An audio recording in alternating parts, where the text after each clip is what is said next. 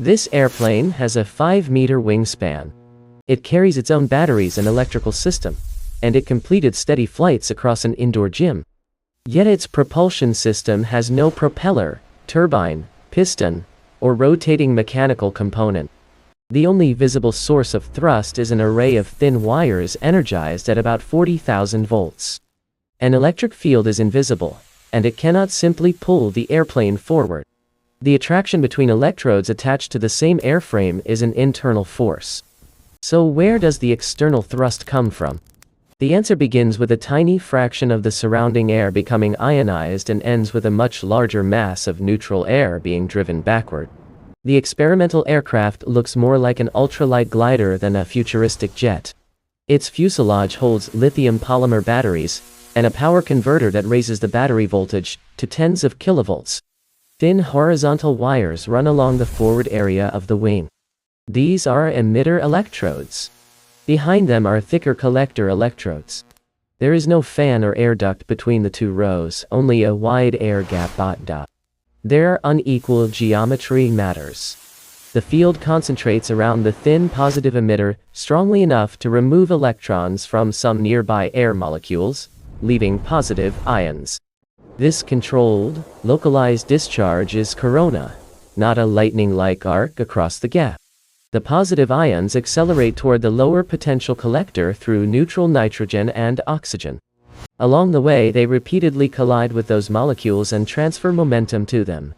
The ions are not the main propulsive mass. They are the charged link that lets the field act on air.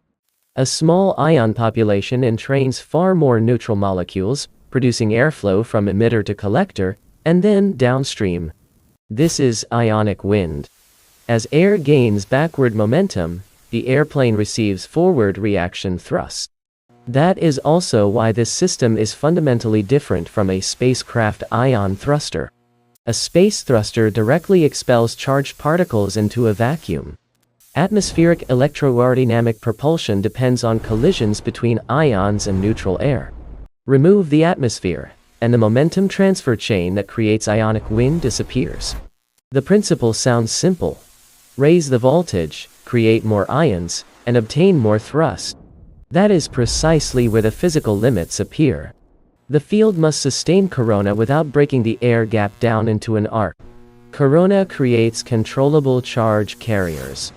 An arc forms a concentrated conductive path, increases current, wastes power, and can cause damage. A practical aircraft must preserve insulation while its structure flexes and encounters moisture or contamination. The second challenge is thrust density.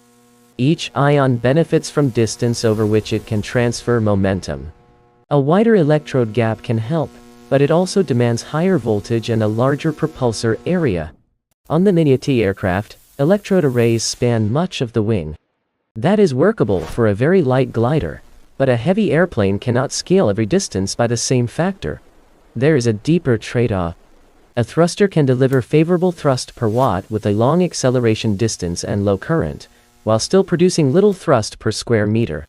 Packing more thrust into less area increases field strength, current, losses, and breakdown risk.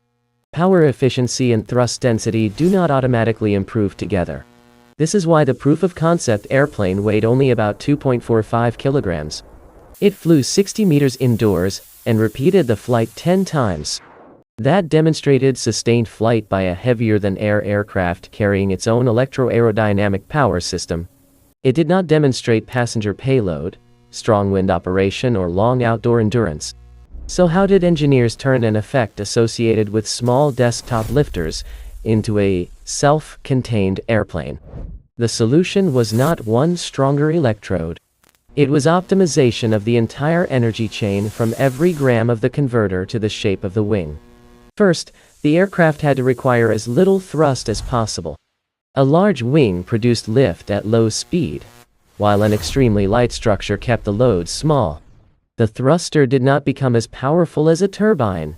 The aircraft was designed to fly on the thrust the electrodes could provide. Next came the high-voltage converter. The battery stores energy far below corona voltage. The converter must raise it to roughly 40 kilovolts without weighing as much as laboratory equipment. Its power-to-weight ratio is therefore part of the aircraft's flight performance, not merely an electrical detail.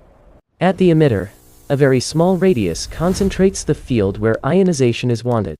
Elsewhere, surfaces must avoid unintended corona. Once positive ions form, the voltage difference accelerates them. They accelerate, collide, lose some speed, and accelerate again. This process repeats throughout the gap. On gap. Each collision transfers little momentum, but a continuous current, and the full interaction gap make their sum measurable. The thicker, rounded collector receives charge without creating an equally intense opposing corona region. Near it, ions are neutralized, while the accelerated air continues downstream. Two forces must not be confused. The emitter and collector attract each other, but both belong to the airplane, so that internal attraction cannot accelerate the complete system. Useful thrust appears only when the field transfers momentum to the external atmosphere. The airplane drives air backward, and the air drives the airplane forward, just as in propeller momentum transfer. A propeller uses rotating surfaces, an electroaerodynamic thruster uses ions as intermediaries. Many electrode pairs distribute and add their thrust along the wing. This avoids concentrating electrical load and thrust at one point, but also exposes the main limitation.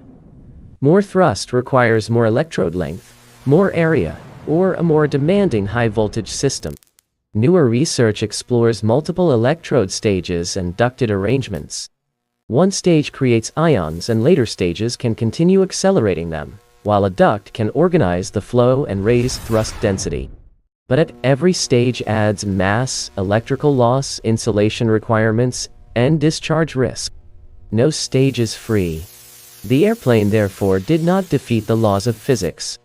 It paired a low-thrust, solid-state propulsor with an airframe optimized to need exactly that level of thrust. Flight occurred only when power electronics, electrogeometry, aerodynamics, and mass all met their requirements together. The complete system can now be followed as one chain. Batteries feed the converter. The converter establishes tens of kilovolts between the electrode rows. The concentrated field near each emitter removes electrons from some air molecules and creates positive ions. Those ions move toward the collector and transfer momentum to neutral air through collisions. The downstream airflow generates forward thrust. The wing turns forward speed into lift, and the light structure keeps required thrust within the array's capability.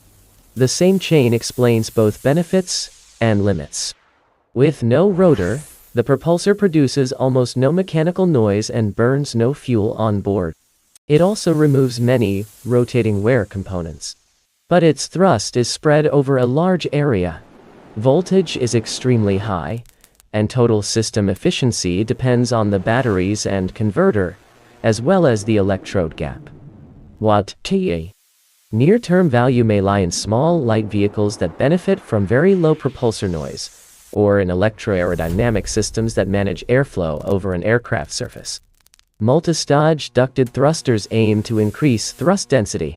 Yet a 60-meter indoor flight and a useful outdoor vehicle remain separated by major challenges in payload, durability, weather tolerance, and high-voltage safety. The experiment's central achievement was not defeating the turbine. It proved something once considered impractical.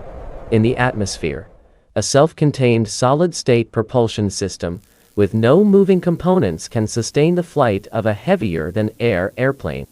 An Ionic-Wind airplane flies because the electric field does not try to pull the entire aircraft directly. It creates a thin population of ions, uses those ions to transfer momentum to neutral air, and receives a reaction force from the airflow driven backward.